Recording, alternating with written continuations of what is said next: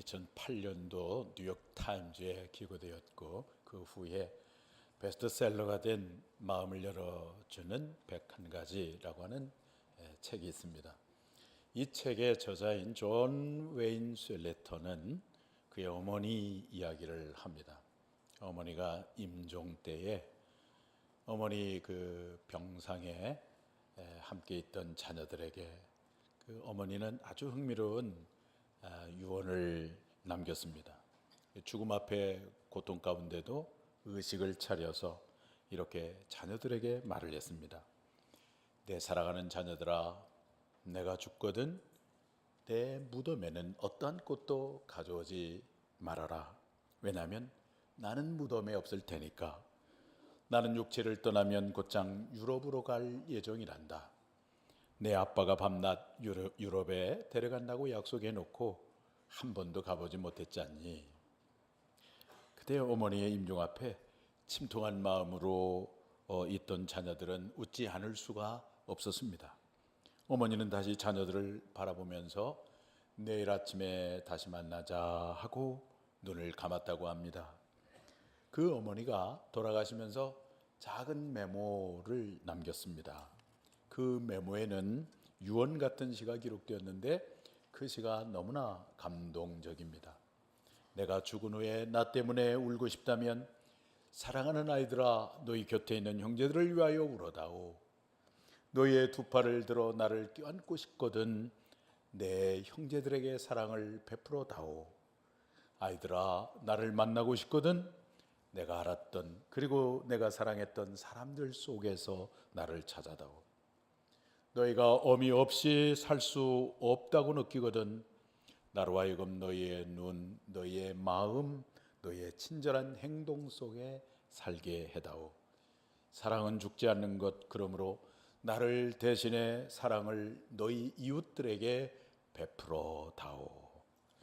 여러분, 사랑이라고 하는 말을 많이 하고 또 많이 듣고 또 우리는 강조하고 있습니다만은 왜 우리들은 끊임없이 이 사랑의 갈증을 느끼며 살아가고 있는 것일까요? 그것은 바로 보이는 작은 이웃을 사랑하지 못해서 그렇습니다.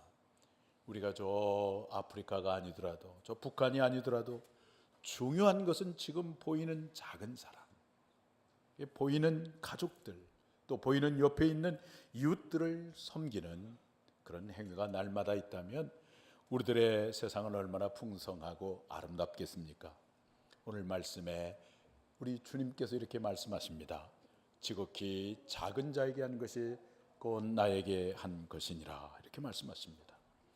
우리 주님께서 이 세상이 다 끝났을 때 마치 그 목자가 양과 염소를 구분하듯이 양을 오른쪽에 염소를 왼쪽에 놓고 심판하듯이 의인과 악인을 심판을 합니다.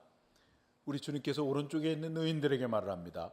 너희들이 내가 줄일 때 먹을 걸 주었고 목마를 때 마실 것을 주었고 헐벗었을 때 입을 걸 주었고 감옥에 갇혔을 때 나를 돌봐주었다.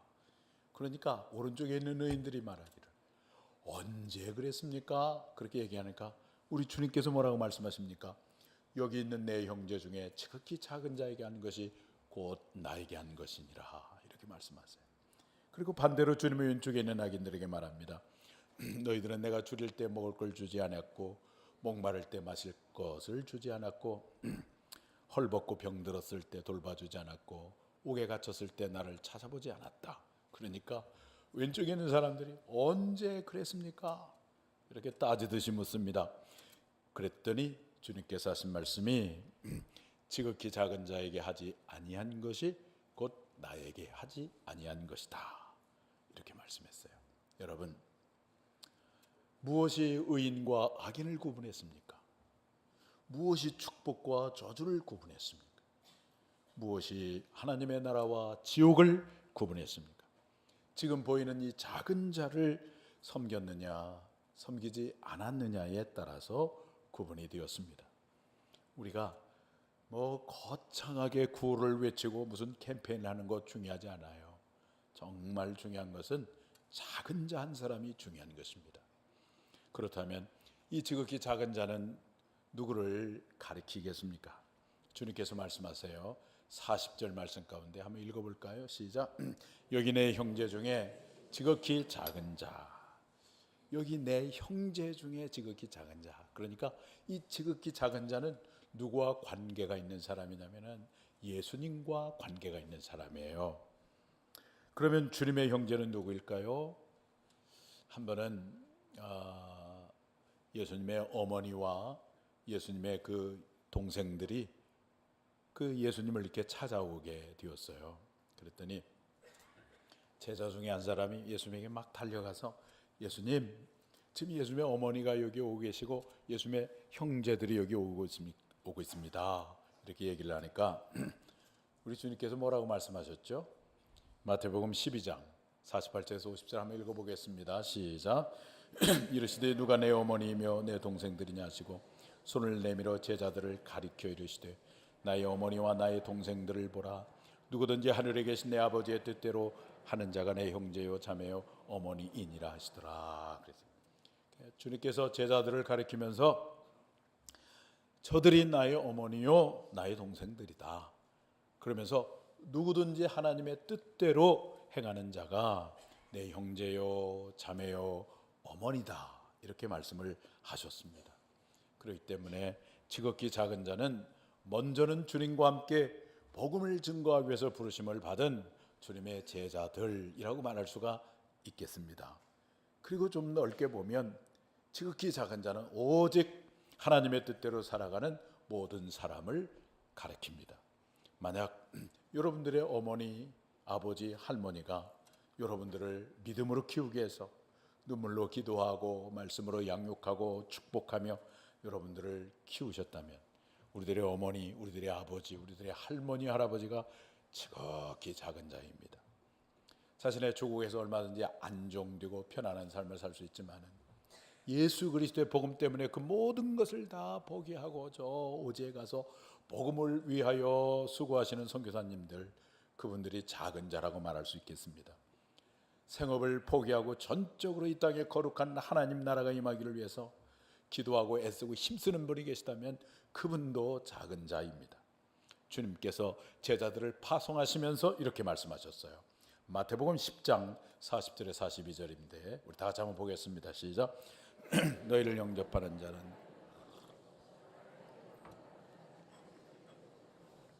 선지자의 이름으로 선지자를 영접하는 자는 선지자의 상을 받을 것이요 의인의 이름으로 의인을 영접하는 자는 의인의 상을 받을 것이요 또 누구든지 제자의 이름으로 이 작은 자 중 하나에게 냉수 한 그릇이라도 주는 자는 내가 진실로 너에게 이르노니 그 사람이 결단코 상을 잃지 아니하리라 하시니라. 우리 주변을 보면은 전부 다 어떻게 살고 있어요? 자신만을 위해서 살고 있고 또 다른 사람을 희생시켜서 자신의 성을 자꾸만 쌓아가고 있고 자신의 소유만을 쌓아가고 있는 것이 우리가 흔히 볼 수 있는 세상이잖아요. 그러니까 지극히 이기적이고 자기 중심적이죠. 그런데 그런 세상 가운데서 오직 복음을 위하여 가난과 또 고독과 고난을 선택하며 믿음으로 살아가는 분들이 있어요. 그분들이 지극히 작은 자입니다. 그래서 우리 주님이 말씀하시는 거예요. 그러한 지극히 작은 자에게 한 것이 곧 나에게 한 것이고 그 작은 자에게 냉수 한 잔 대접한 것에 대해서 결단코 상을 잃지 않으리라. 이렇게 말씀하시고 있는 것입니다. 추석을 맞이해서 오늘 여러분들이 가족과 친지를 만나게 되겠죠. 여러분을 위해서 기도하며 섬겨온 부모님들, 우리가 진심으로 섬겨야 할 작은 자입니다. 여러분의 형제들 또는 친척들 가운데 믿음이 없다면 그래도 일방적으로 섬기시기를 바랍니다. 주님께서 사랑하라고 그랬잖아요. 사랑하라고 하신 그 명하신 말씀에 순종함으로 섬기시기를 바랍니다. 그런 의미에서 추석은 우리 그리스도인들에게 어떤 명절일까요? 주님을 섬기는 기회이고 그리고 주님으로부터 하늘의 상을 받을 수 있는 아주 소중한 시간입니다. 무엇을 통해서 그렇습니까? 사랑과 섬김의 실천을 통해서 그렇습니다. 그러면 우리가 어떻게 섬김으로 하늘의 복을 받는 주인공이 될 수 있겠습니까? 첫째는 믿음으로 섬기시기를 바랍니다. 의인들이 지극히 작은 자를 섬겼고 악인들은 그들을 섬기지 않았는데 그것에 대한 우리 주님의 평가가 무엇이었습니까? 46절 한번 다 같이 볼까요? 시작. 그들은 영벌에 의인들은 영생에 들어가리라 하시니라. 작은 자를 섬겼더니 이 섬긴 사람은 어디에 들어가고? 영생에 들어가고, 또 작은 자를 배척한 사람은 어디에 들어가고? 영벌에 들어가고. 그렇다면 우리가 이 천국과 지옥이 이 땅에서 우리의 섬김이라고 하는 이 행위로 결정되는 것인가? 어떻게 생각하세요? 아니죠. 우리를 위해서 구원하시기 위해서 십자가에서 대속의 죽음을 죽으시고 부활하신 예수 그리스도를 믿음으로 되는 것이죠. 그래서 요한복음 5장 24절에 이렇게 말씀합니다. 한번 읽어보세요. 시작. 내가 진실로 진실로 너희에게 이르노니 내 말을 듣고 또 나 보내신 자를 믿는 자는 영생을 얻었고 심판에 이르지 아니하나니 사망에서 생명으로 옮겼느니라. 이렇게 말씀하고 있잖아요. 그러니까 우리가 영생을 얻는 것, 천국에 들어가는 것 무엇으로 된다고 말씀하십니까? 내 말을 듣고 나 보내신 자를 뭐한 자는, 믿는 자는 믿음으로 되는 것입니다. 아멘이시죠? 그런데 오늘 본문에서는 뭐라고 말씀하냐면 지극히 작은 자를 섬긴 사람이 영생에 들어가고 이 지극히 작은 자를 돌보지 아니하고 배척한 사람은 영벌에 처한다고 말씀합니다. 그렇다면 성경이 모순이라는 말일까요? 아니죠. 이 말씀은 진정으로 우리가 예수 그리스도를 믿는다면, 예수 그리스도를 내 인생의 주인으로 모시고 주님을 의지하며 믿음으로 살아간다면 지극히 작은 자를 섬기는 것은 너무나 자연스럽고 당연한 것이라는 것입니다. 그래서 야고보가 이렇게 말씀하잖아요. 야고보 한번 읽어볼까요? 시작. 영혼 없는 몸이 죽은 것 같이 행함이 없는 믿음은 죽은 것이니라. 결국 우리가 지극히 작은 자를 돌보고 섬길 수 있는 것은 주님을 믿는 믿음의 사람이라고 하면 그건 너무나 자연스럽고 당연한 일이라는 거예요. 그래서 주님이 기억하시는 우리들의 섬김이라고 하는 건 뭐냐면 이해관계를 뛰어넘는 그런 섬김이에요. 이해관계에 따라서 주고받는다고 그러면은 이건 주님이 카운트하지 않습니다. 왜냐하면 예수 안 믿는 사람 너무너무 잘하고 있어요. 그런 것은 그분이 누구이든, 그분이 나를 힘들게 했던, 나를 서운하게 했던 그와 상관없이 그냥 믿음으로 섬기는 거예요. 그러면 주님이 그 섬김을 기억하시고 그렇게 섬기는 여러분들에게 하늘의 복을 예비해 주시는 줄로 믿습니다. 우리 교회에서 공부하는 과목 중에 새로운 삶이라고 하는 성경 공부가 있는데요. 그 성경 공부하는 중에 어느 권사님이 지금 자기 자신이 시어머님과 10년째 이 단절을 하고 지냈어요. 그러면서도 그동안에 아무런 죄의식도 못 느끼고 그리고 당연한 것처럼 생각하고 있어요. 왜냐하면 자기 딴에는 내가 잘못한 게 없으니까, 시어머니가 잘못했다고 생각하니까. 그런데 말씀을 열어서 공부하는 중에 그것이 바로 하나님의 축복과 하나님의 은혜를 가로막고 있는, 나도 모르게 내 마음속에 형성된 견고한 진이라고 하는 것을 깨닫게 되어지고 오늘날 하나님 앞에 통곡하면서 회개하게 되었습니다. 그랬더니 이 권사님의 마음속에 불같은 성령님께서 찾아오셔서 마음에 뜨거운 감동을 주시는 거예요. 그래서 지난 과거 시어머님의 자신에 대한 행위와 상관없이, 그리고 앞으로 그 시어머님의 어떤 그 반응과 상관없이 무조건 그 시어머님을 찾아갔어요. 2시간 동안 차를 몰고 막 찾아가서 그 시어머님 앞에 도록 주저앉아서 어머니 제가 잘못했습니다. 저를 용서해 주십시오 그랬어요. 그랬더니 그 시어머님도 아니다, 잘못은 내가 했다. 나를 용서해 달라고. 그러면서 이 시어머니와 이 며느리가 그냥 얼싸안고 끌어안으며 눈물바다가 되었습니다. 믿음의 섬김이었기 때문에 주님께서 받으시고 역사하신 거예요.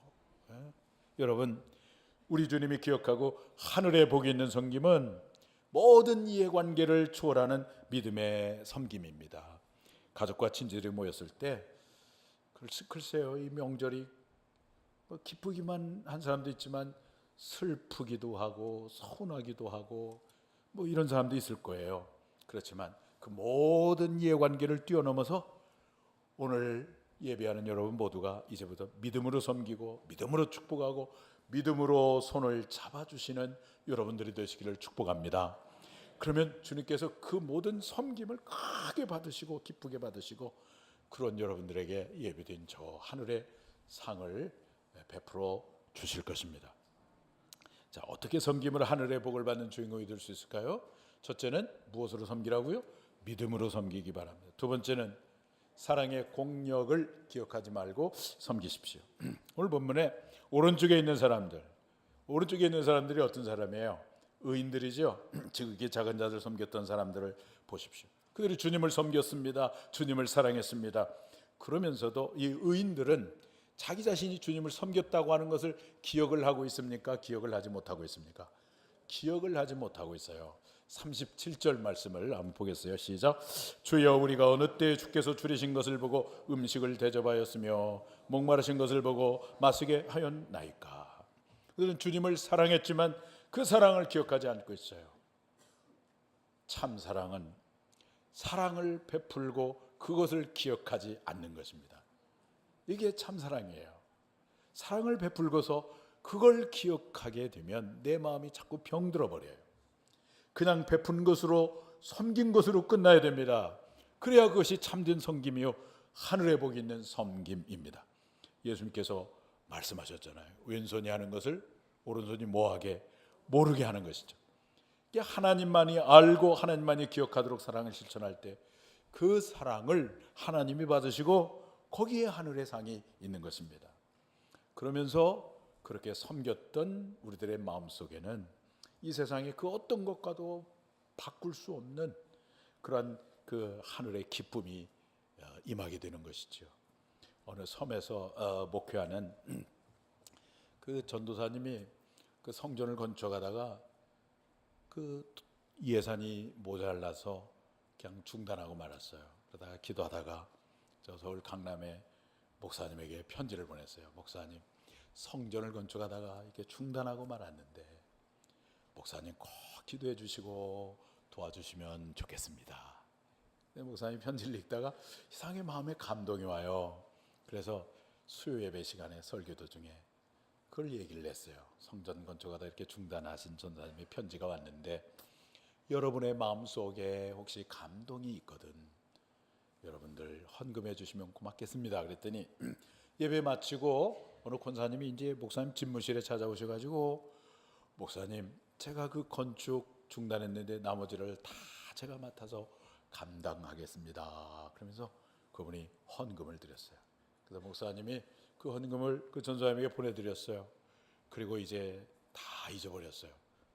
잊어버리고 얼마간의 시간이 지났는데 그 전도사님이 목사님에게 연락이 왔어요. 목사님, 기도해 주시고 도와주셔서 성전을 잘 짓고 이제 마침내 헌당식을 하게 되었는데 목사님 바쁜 줄 알지만 꼭 오셔서 축복도 해주시고 말씀도 전해주시기 바랍니다. 그래. 그래서 이제 목사님이 시간을 내서 사모님과 그 헌금한 권사님을 모시고 이제 서울에서 고속버스를 타고 목포에서 배를 타고 저 신안군으로 거기 도착해서 또 버스를 타고 교회로 이렇게 갔어요. 헌당식이 이렇게 벌어집니다.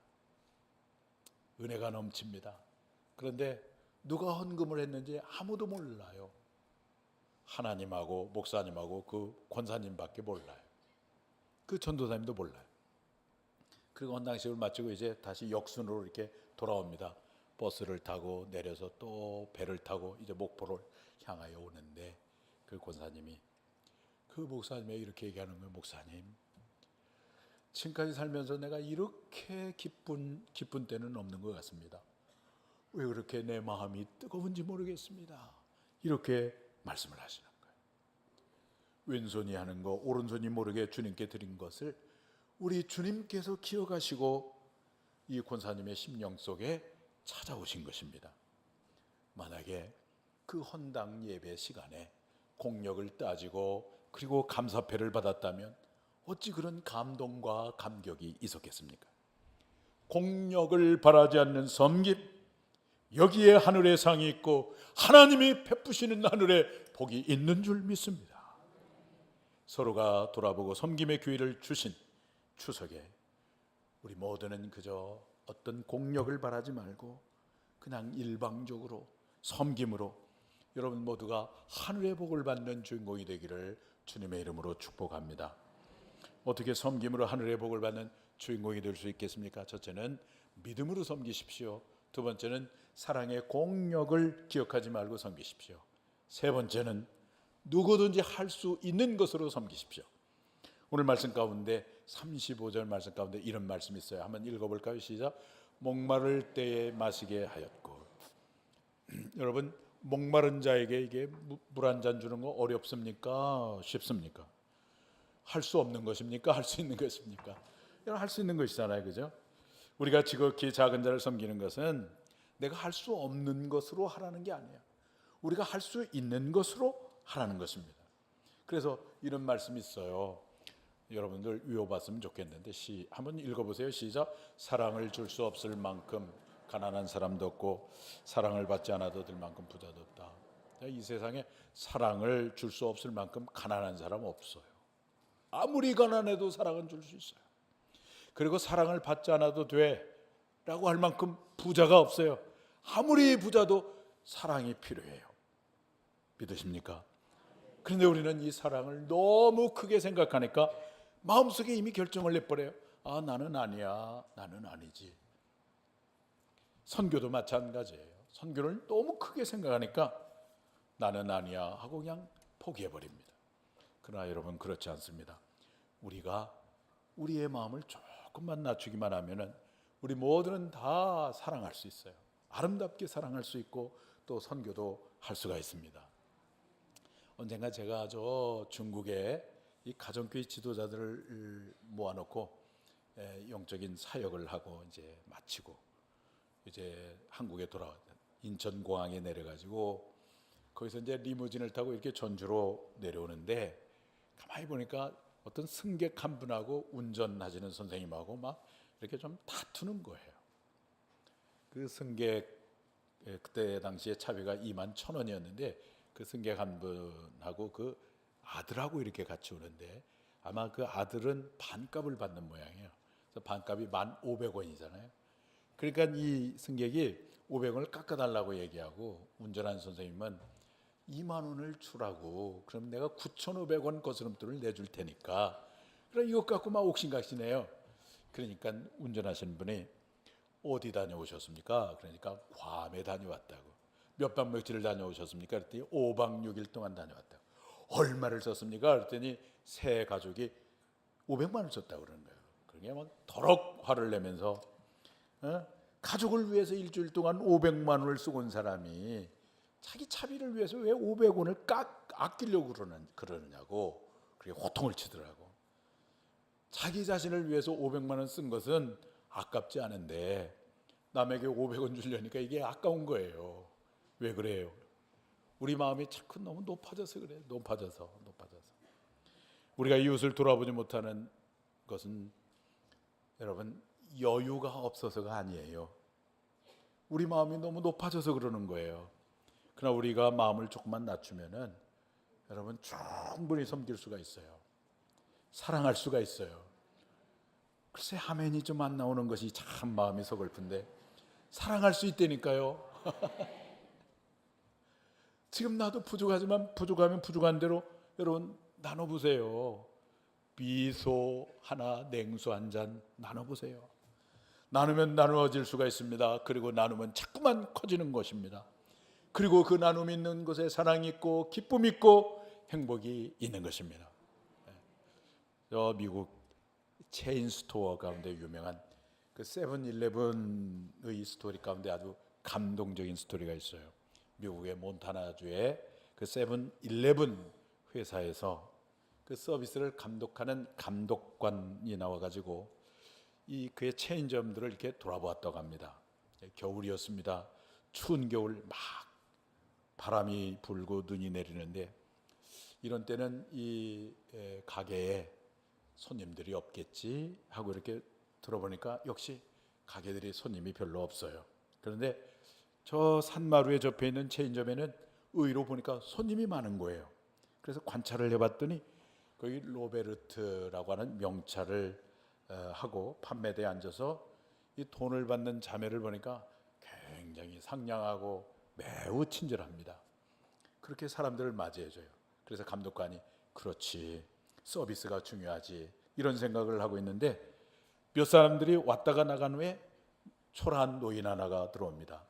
초라해 보이는 노인이었는데 그 세븐스토어 매장을 빙빙 돌더니 바나나 하나를 이렇게 사는 겁니다. 그리고 그 노인은 사람들이 다 나가기를 기다렸다가 그 판매대에다가 바나나 하나를 딱 올려놓으니까 그 로베르트 그 직원이 이 초라한 할아버지의 이름을 기억하고 그 이름을 불러주면서 이런 일 저런 일 개인적인 일들을 자꾸만 물어보고 그 바나나 하나를 잘 포장해서 이렇게 건네주는 거예요. 그런데 건네주는 것으로 끝나는 거 아니라 저 문 앞에까지 같이 나가지고 그 할아버지를 이렇게 포옹해드리고 옷을 만져주고 그리고 할아버지 내일 또 오시라고, 그러니까 내일 또 오겠다고 그러는 거예요. 이 감독관이 이 광경을 지켜보면서 고개를 끄덕이면서 유명한 이런 말을 했다고 합니다. 맞아, 저 노인은 바나나를 사러 온 것이 아니야. 저 노인은 사랑을 사러 온 것이지. 그러면서 이 말이 세븐일레븐의 매니저를 교육시키는 데 유명한 말이 되었다고 합니다. 여러분, 우리는 단순히 물건을 팔아서는 안 됩니다. 물건을 파는 것보다 더 중요한 사랑을 주는 것이어야 합니다. 그랬대요. 여러분, 우리 민족의 이 고유의 명절 추석을 맞이했는데 오늘 우리 모두가 마음을 조금 낮추어서 만나는 그 많은 사람들, 여러 사람을 만날 텐데 만나는 분들에게 주님의 그 사랑을 전함으로 주님께서 하신 것처럼 하늘의 하나님 앞에 역임을 받으시고 창세로부터 예비된 나라를 상속받는 그런 주인공들이 바로 여러분 모두가 되기를 주님의 이름으로 축원합니다.